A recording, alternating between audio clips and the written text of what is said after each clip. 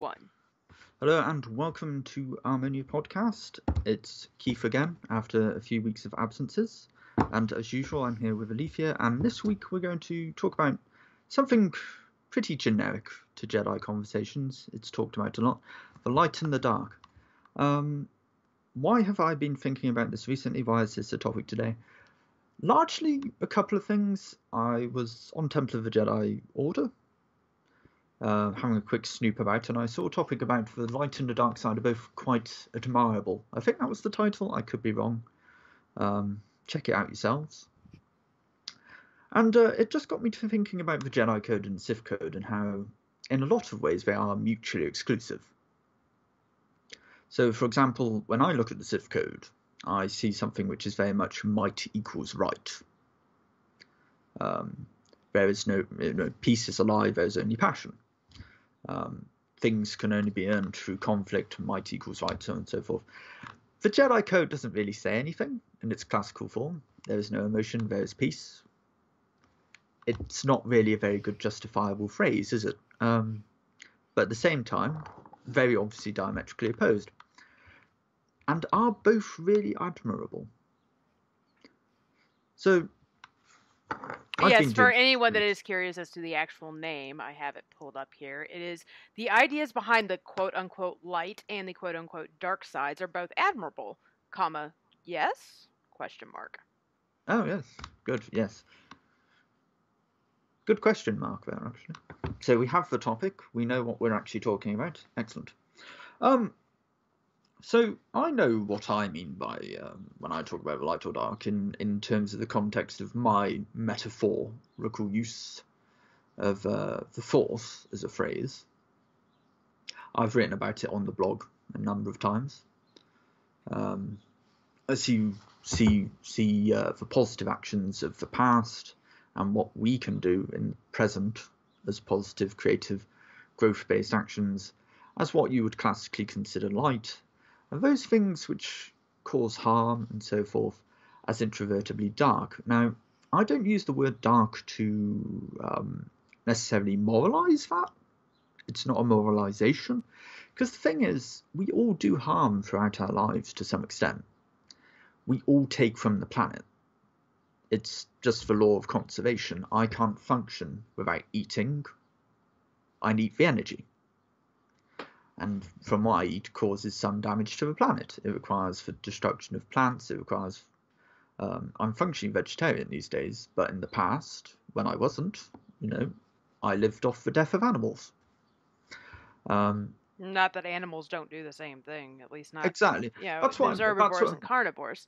Yes, and that's what I mean when I say dark. It's not necessarily me moralising. There's laws of nature which are unavoidable. Well, I think it's wrong to really consider those two terms to be what they are, because when you look at it, we need darkness, like literal darkness. The moon comes out, literal darkness, for the planet to have its rest.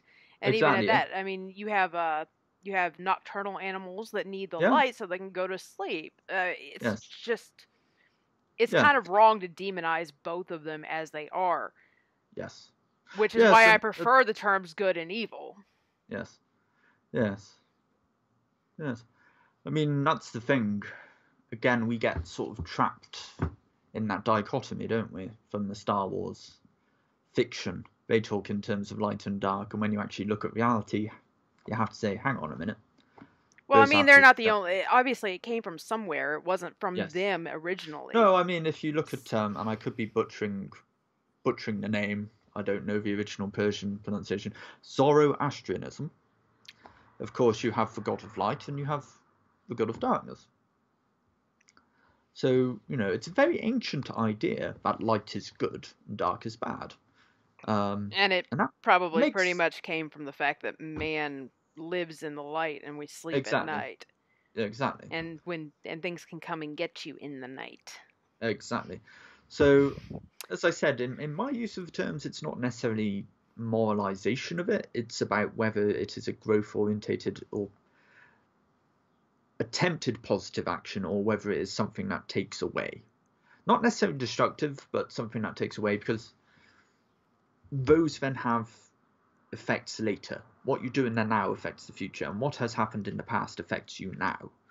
So if you have had something take away from you in the past, it's very easily for you to then just react and be like, no, I need to take things to get back what I've lost.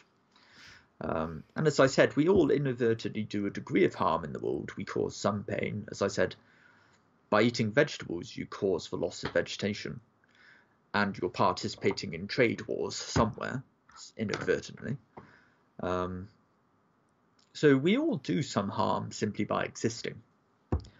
So, but are the ideas behind the classical light, or what I prefer to call Jedi ideals? I don't like to think of Jediism as the highest moral authority. I don't think it has that. So I think using phrases such as light or good, yes, we believe they are, but at the end of the day, all they are Jedi ideals. They're not necessarily absolute moral ideals. And again, it's a tricky one. It's a tricky one. Are both ideals admirable? I think some of the outcomes are admirable. Some of the people I've met who, or talked with, who identify as Sith have done some admirable things. They're actually, they're successful, interesting, entertaining people with some very insightful things to say. But is that them, or is that their philosophy, or the origins of their philosophy? Because then I also look and I see a lot of people who I think, hang on a minute, what are you doing with your lives? In the same way I look at the Jedi philosophy. You encounter people who've done some remarkable things being Jedi, and then you see some people and you think, and this is not mentioning any names or anything, or this is not supposed to be critical of any particular individuals, but I mean, we encounter it all the time. People who profess to follow a philosophy or something and then don't live up to it. Or proclaim to follow a philosophy, and then what they're doing seems very alien to you and your understanding of the philosophy. I see that all the time in Christianity. Well, exactly. So are the underlying ideas admirable? And I think you have to go back to the original concept. Lucas made the Emperor a psychopath whose main interest was power, and he made Vader a very, very damaged man whose capacity for love was broken, destroyed, and torn to pieces and rebuilt into the character we saw. No, there's nothing admirable about those two individuals. If we then go back to the later philosophical ideas... I don't know. There's something admirable about someone actually seeking and obtaining power, even if it's not honorable. I think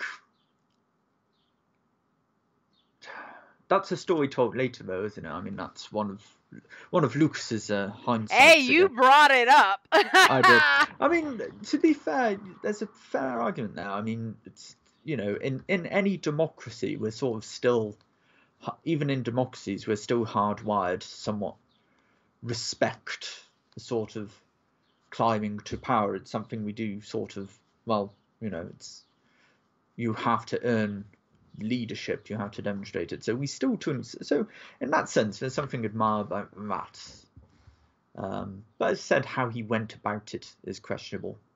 Like I said, I didn't say it had to be honorable. No. But it is admirable. To an extent. Admire does not necessarily mean that it has to be something that is good. No. You can admire somebody's tenacity, even if they're the most horrible person in the world and they've done the most horrible things. But yes, you can admire that aspect of it. So maybe admirable is not really the word that would have been more would have been appropriate for the topic. Yeah. And maybe it was honorable. Respect. Maybe I think when I say admirable, I think it is something. I think you can respect someone's tenacity, no matter what they've done. You can respect that quality. I don't think you can admire it. I mean, I think admire to an extent has an element of idolization. No, it just Use means regard with respect. to the source word. Yeah. Regard with respect warm. or warm approval. Yes, Yes, I think that's it's not and or. Yes. It's not an and. It's an or. But the other possible meaning is to look at something impressive or attractive with pleasure. Yes, but my point is that admirable. No, that or is important. The or is important. Yes. The or is very important. But so yeah, no, I mean yes, to an extent you could possibly say yes, the way he went about things was admirable in how he claimed power. Yeah, if that is something you find admirable, and you are a armchair fascist, yes. but yes, then going back to I mean, if you look at the comic books where the Sith actually first truly appear, because of course Lucas hadn't really named them in the original trilogy, they're just evil dudes in black, space goths, you know. They had a meritocratic society, but it was also a society built around ideas of slavery and so forth. So it's meritocratic if you have the power of the Force. Everyone else is a second-class citizen by default. So there's a strong element of birthright there. So is that something to admire in a modern society? If you live in a democratic society, something which is built around birthright and a special good talent? Heavens, no. No. I mean, okay. You know, actually, no. Let's go with this topic. This is a good topic because I actually just got done watching this series called The Children of the Whales. It's on Netflix, man. And I didn't think that I'd really like it, but by the end of it, I saw some really good themes by the end of it. So you've got these people that have the ability to use thymia, which could basically be like your stupid midi-chlorian stuff. Anyways, hang on. No one gets to argue with me about the midi-chlorians. That is a stupid plot. What I'm going to say about the midi-chlorians is that the reality is that the Jedi would not have existed for thousands of years without some form of scientific inquiry as into why some people have these special powers and others don't. And also, we already know there's a genetic link because the characters who are strong in the original trilogy. Look, I can actually give you another way to explain this without using the stupid midi-chlorians. I'm not saying midi-chlorians are a good I'm idea. just saying it doesn't have to be a scientific thing. It doesn't have to be a scientific thing. All it has to be is God said the Levites the Levites' inheritance will be God, and therefore they're the only ones that can do X, Y, Z, and I'm only going to bless them to do anything. The rest of you guys, you don't get it. You don't get that opportunity unless I'm really, really desperate to try to find somebody to actually do what I need them to do. Indeed. And David, you're the exception. You're kind of the exception to the rule. I'll talk to you because you're pretty cool. Okay. And you know, David was from the tribe of Judah. But my point is that the Force in this story could easily just pick whoever it wanted to bestow its gift upon. It doesn't have to be a midi-chlorian write-in. It doesn't.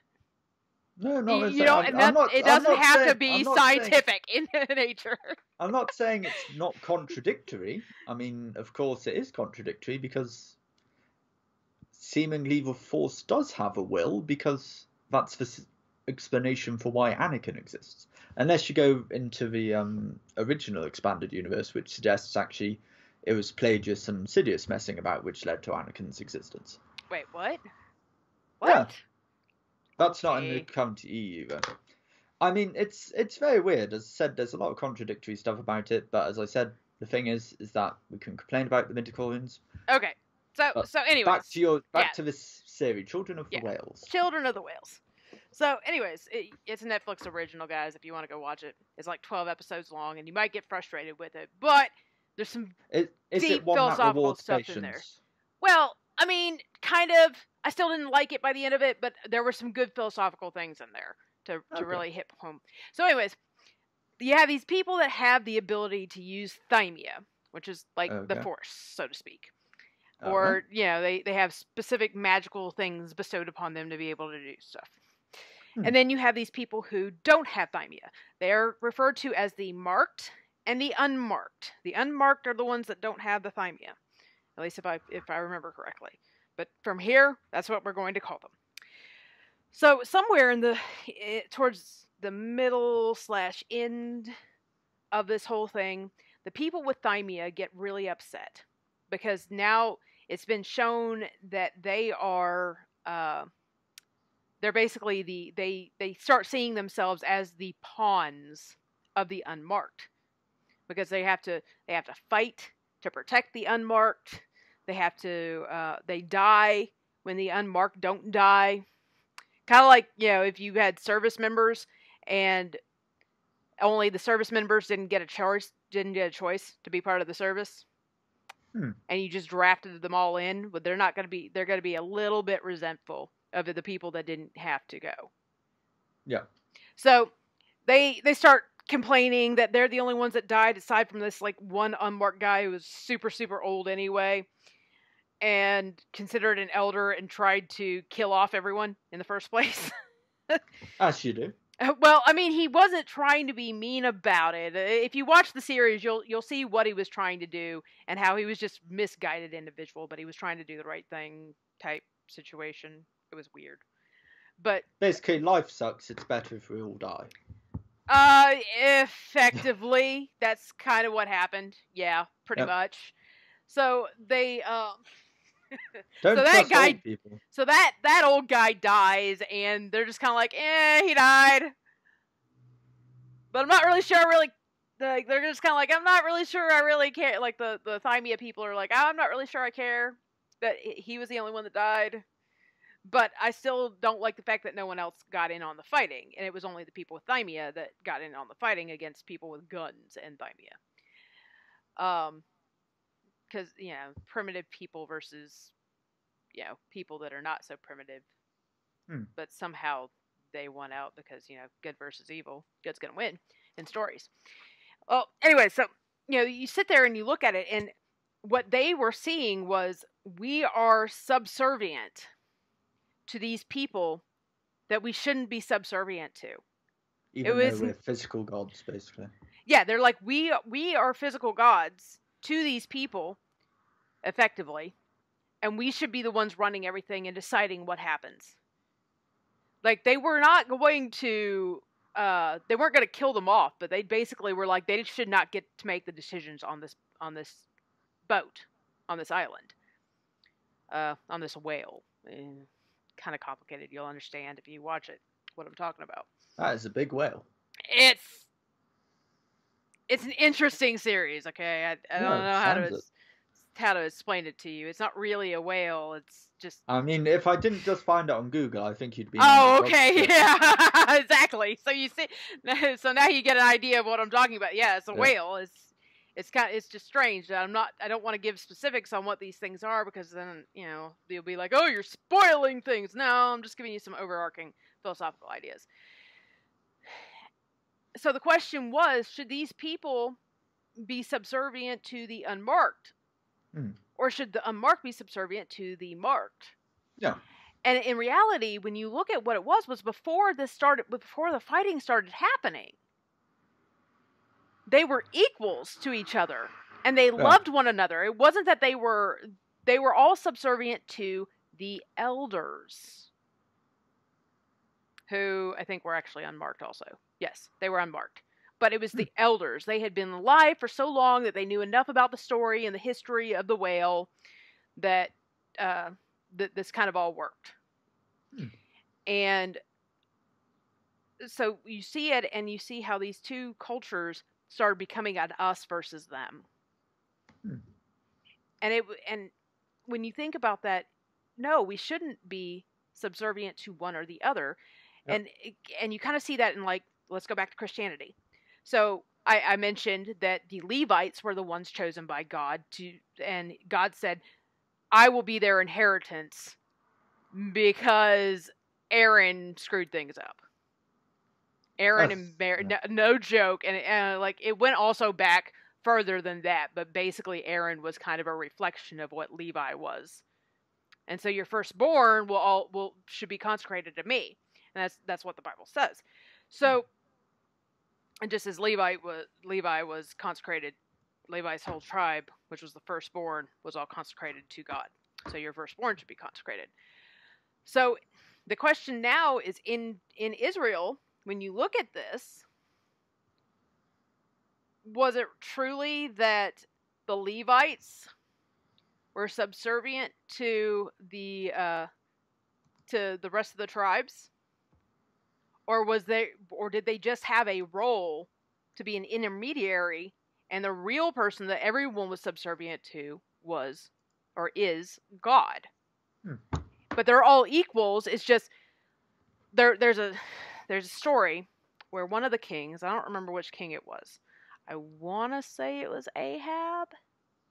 But I've been doing a lot of research on Ahab recently for my Bible studies, and so it might not be him. But there was a king who went in and he made his own sacrifice to God, and the Levites were like, "Oh, you are screwed now. You are not allowed to do this." And they weren't fearful because they were getting their position taken away from them. It was, no, God's going to strike you down because we unfortunately have this burden that we're supposed to be the ones to do this. And, honor God, right?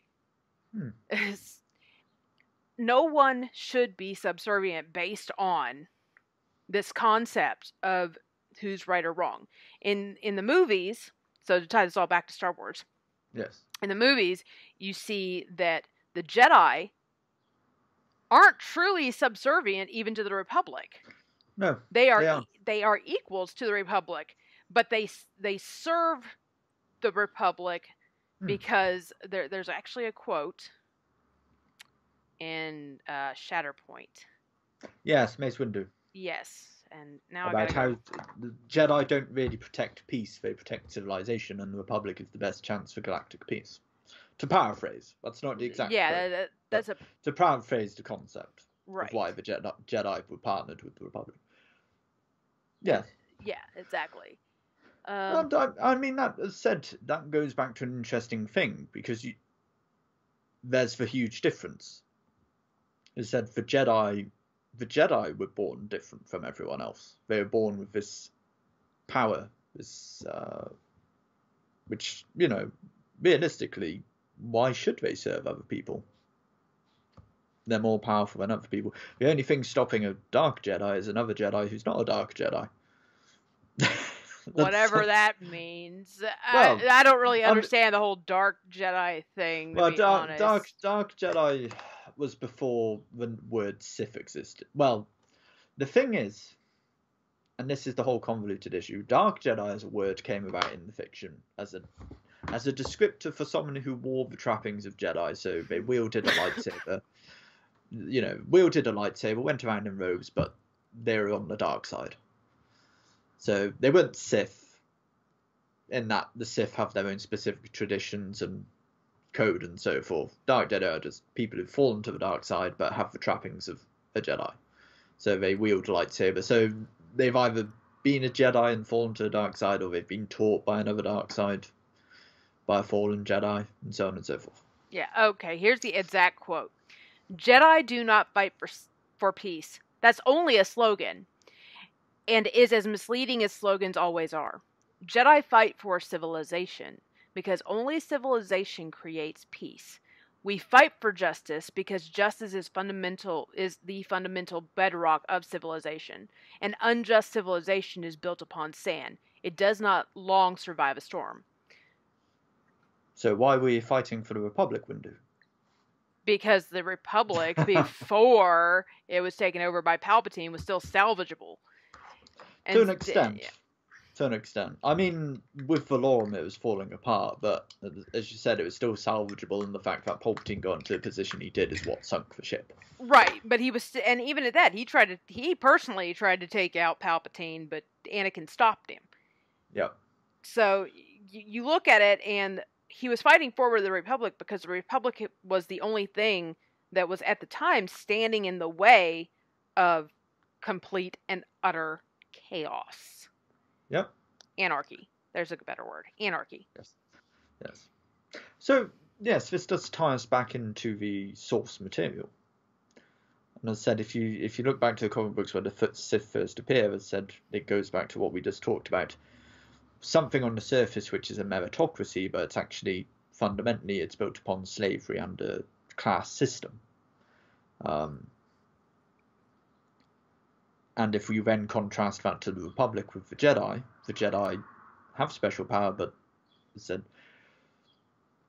they serve the Republic. They saw They're it more Sith. as an obligation to Yes. society than it was a Yes. I'm almighty and powerful Yes. over you. Yes. So you've got the two contrasts there, and then if we finally come back to the codes, peace is a lie. There is only passion, through passion, strength, through strength, victory. With victory, my chains are broken. The force shall free me. That's a paraphrasing, of course. It doesn't go exactly like that. But if we follow that whole line from the beginning, peace is a lie, there's only passion. Ultimately, that is a complete denouncement of the concept of inner peace, that we are not creatures who are rational or logical. We are largely run by our emotional content and our desires and our needs. But it's also a denouncement of the very concept of peace, because if we follow the rest of the code, why are you talking about strength, talking about victory, talking about breaking of chains, unless you're talking about conflict? So ultimately, as a code, it is about might equals right. It is social Darwinism summed up in a handful of lines. So what would you see the Jedi Code as if you're looking at it from this analytical type perspective? You're looking at the Sith Code at. If I'm just looking, I mean, the Jedi Code, I would say, is a series of ice cream cones thrown together as a mantra. I mean, all the lines sound pretty good. There is no emotion. There is peace. There is no ignorance. There is knowledge. There is no passion. There is serenity. There is no chaos. There is harmony. There is no death. There is the Force. But in all of those things it says, it doesn't qualify any of its own statements. It's just saying there is not something, but there's this. So from that perspective, I would say you have to take each line at face value, because that's all it presents you. So there is no emotion. Well, what does that mean? Does that mean emotion is just a figment of our imagination, or is it that an inaccurate way of talking about ourselves? Well, I mean, if you ask Scientologists, then kind of, yeah. Yeah, and that's what I mean. It makes a bunch of propositions which you have to then really think about and conclude individually. If you do try and tie it all together, you do sort of start to get a concept of what it's trying to go on about. There is no ignorance, there is knowledge. Okay. See, I kind of prefer the, even though I don't like it altogether, but if I had to choose between the two, I prefer the yet version. Emotion, yet peace. Again, that suffers the same issue. It's a bunch of propositional statements which don't really tell you anything. Except that you need to keep yourself in check. Yeah, to an extent. If you could, that's something you read into the text. It's not something you get from the text itself. And I think that's the issue with most Jedi. And reading any fictional Jedi material is we come from a perspective of, we think of ourselves as Jedi, we have experience and so forth. So we read a lot into the code. And I know I do. I know what my understanding of the Jedi Code comes completely from my experiences. But, looking back, looking at it from a position of a logician, it's a series of propositional statements that absolutely mean nothing. Sometimes it can be useful to sort of challenge your thinking, because they're nonsense statements which have to force you to think rationally. How can there be no emotion? Yeah, peace, or there is peace. How do you reach that? So sometimes it can challenge you to think, but it's not really statements on morality. It's not really a statement on ethics or virtues. It's just a statement of this is something. So in that sense, it actually can be a useful reflective piece. And that's why it's difficult. If you compare the two, they're very different. The Sith code is very much A, B, C, D. You know, it's very directional. The Jedi code is just a series of seemingly unconnected statements. But are there admirable sentiments in them? I'd say the Jedi code, if you go to the Yet version, as you said, emotion yet peace, it's about balance. It's about acknowledging emotional content, but, you know, actually you don't have to be this emotional beast, ego beast. There is peace. You can find it. So I think there's something admirable in that sense. It's about acknowledging these things about yourself, but you can find a balance. But again, that's a reading into it. But the Sith code is might equals right. The only way to change that is if you take out the first line, and then you sort of talk about a self-development program, really. Through passion, I gain strength. Through strength, I gain, you know. So, you know, and that's why I used to jokingly call Chaos and a lot of his teaching second line Sithism. Because he very much, reading his material, he works from the second line. Mostly. If you take out the first line of the Sith code, it's not going to affect his approach to Sithism or being a Sith. Because he works primarily on passion. Again, same with Miles. And I think though anyone who is a Sith to an extent has that social Darwinist concept that conflict is innate. But I've always thought, coming from my perspective, in my experience in martial arts, my experience in psychology, there's very authentic conflict, and authentic conflict does not give you a chance for growth. Authentic conflict just takes from you, just takes and takes and takes. It gives you nothing back. You can learn from it to an extent, but all you learn from it is, that's a really bad thing I don't want. That's what you learn from conflict. And what it then teaches you is largely avoidance strategies. It doesn't really...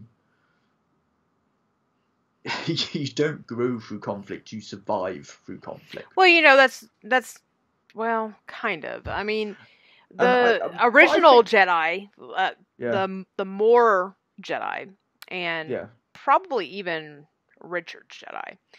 Yeah. I will say that with their understanding of conflict, actually, David was very much the conflict guy too. Yeah. With their understanding of conflict, they saw it as you do grow because you learn to overcome. Yeah. You don't let it affect you. Yeah. And you said they on the they harped on so many hits, but you get back up one extra time model. Nothing hits harder than life. Well, yeah, I mean, but still you can. Now, I will say that sometimes the approach on how you would do that, like there was a time when the approach was shark attack, and it was basically to desensitize you to people's criticisms. Doesn't work that way. Well, no, it doesn't really work that way. And no, all you do with stuff like that, and this is not supposed to be a retrospective criticism. This is just, and I think you know, it's in my post about Mental Health Awareness Week, and this is sort of why I've sort of got into the concept of light and dark, because, you know, it's talking about the things which help us grow and the things which take away from us, and our mental health is dramatically affected by that. And something I mentioned in that is that criticism, attacking and challenging someone, will awaken their fight or flight response. Yes, I was about to say we're probably running out of time, so I'll try and make this quick. The fight or flight response. If you challenge someone without having earned their trust, if they do not trust you as a source of growth and questioning, without that trust, you can challenge and criticize that person as much as you like. You're just going to awaken that fight or flight response. So they're just going to shout back at you, or, you know, criticize you back, or they're just going to ignore you. Because And that's what I mean is by conflict and adversity and challenging are very different things. You've got to beware fetishizing conflict, or all difficulty or adversity is conflict. It's not. Sometimes life's just hard. That's just reality of it. Sometimes life is just hard. That's very accurate. There's not always someone working against you. Sometimes the worst person in a situation is you. You're Very the true. only person who can make a difference there. That's very true. You know, we're going to have to talk about that one another time, Yeah. just the nature Yeah. of conflict in general, because I think it's a very good topic. And Yeah. I would love if we could find one of our Sith from that time frame Yeah. that could come and talk. I think Miles would actually be a good one, but I don't know. Yeah. I'm not promising to anyone that I'm going to find a Sith to come in on this conversation, but I will say I'm going to try when we get that one, because it'd be a good one. Yeah. So before we finish, I think tying that all back and going back to the light and dark, and as I said, going back to that, the way I see it is, are both routes admirable? No, I don't think they are. I don't think the Sith concept, if you look at it historically, is admirable. It's a very ugly thing if you look at the fiction. If you look at the Sith code, it is based upon the concept of might equals right and social Darwinism.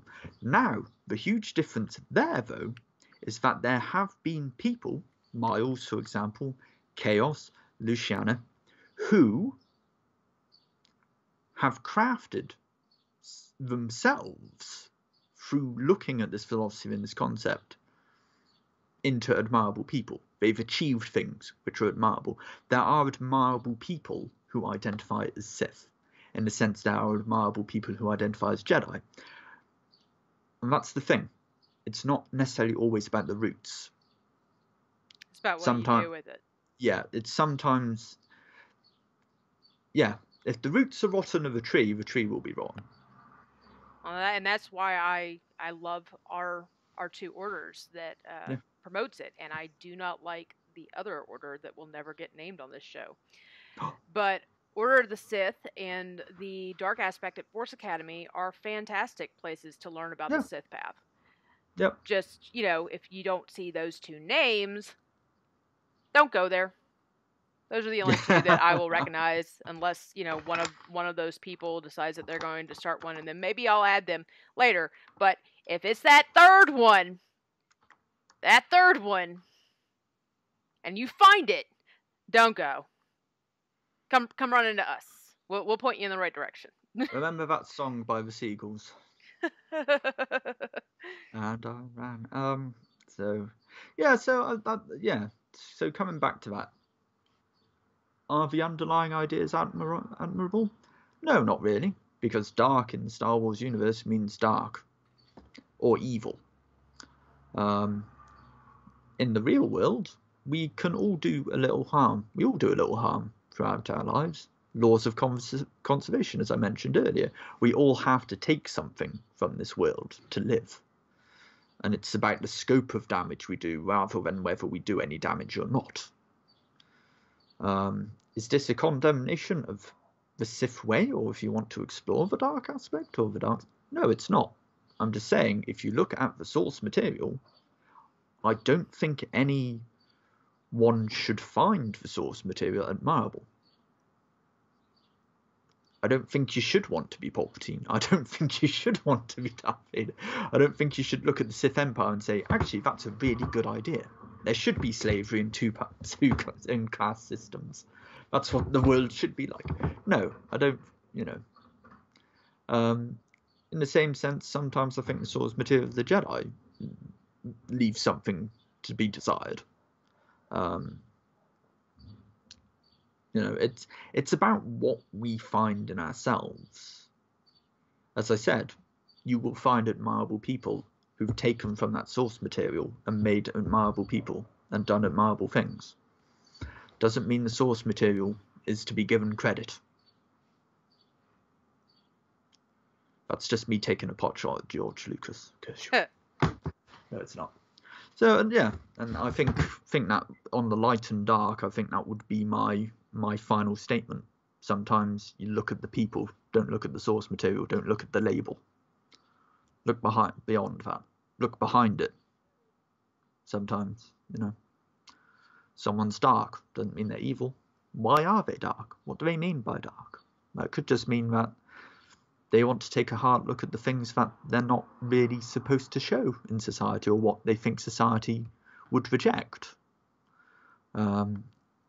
Society sort of expects you to have confidence, but at the same time be humble. Well, how are you supposed to do that? Society can expect a lot of weird things out of you. Yeah. Society has a lot of double standards.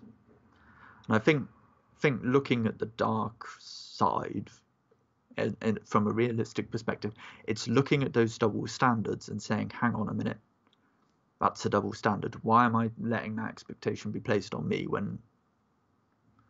why am I making this expectation? Why am I allowing that to control my life? And conversely, I think looking at the light side, or what we want to think of good, it's looking at our superego. It's looking at what world do we want to leave behind us? What do we want to be our mimetic legacy? I think as social animals, as human beings, we want to be well remembered and thought as. And I think that's ultimately the light side, is about that creative force, how we interact with others. It's about, again, looking at society and saying, yes, society can be wrong sometimes, but ultimately it's still a collection of people, and it's still value in it. And I've always been a Jedi. I've never been interested in the Sith philosophy or so forth. Doesn't mean it all really ties back. When you say that civilization's a collection of people, it all ties back to Mace Windu's quote. This is by far, like, in the fiction, my favorite quote. Yeah. I don't like the fiction, but I like this quote. And that's Jedi fight for civilization, because civilization creates peace. It's the best chance that we have for peace as a whole. Yeah. And I think you do slightly have to modify that for a real Jedi. But we can go into that another time, because I think we're wrapping up our usual time slot, aren't we? Mm-hmm. We've actually gone like a whole 12 minutes over what we want. Some editing or some extra listening for the listeners. We'll find out. Well, I shall find out later. I'm not in charge of the editing. I'm just here to talk nonsense. I am the comedy relief. And so we'll tie it up there. Hopefully we've talked about some interesting things. If nothing else, people might go and watch Children of the Whales. Maybe, yeah. If you have Netflix. Netflix sponsorship, here we come. And here's hoping a Netflix executive is a Jedi. Right. Yes. Well, hey, good live talking in hope, with you. die in Kai Gurley. Yeah. Well, it was good talking with you, as always, Keith. I know it was more like you were talking to me, but it was good hearing the conversation. For everyone else, we hope that you got something out of this. Hopefully you got past the first few minutes of us, or him, rambling. I love you, Keith. I love you. Put up the cut content. They'll find it hilarious. Possibly. But anyways, we hope that the Force guides and protects you on your journey.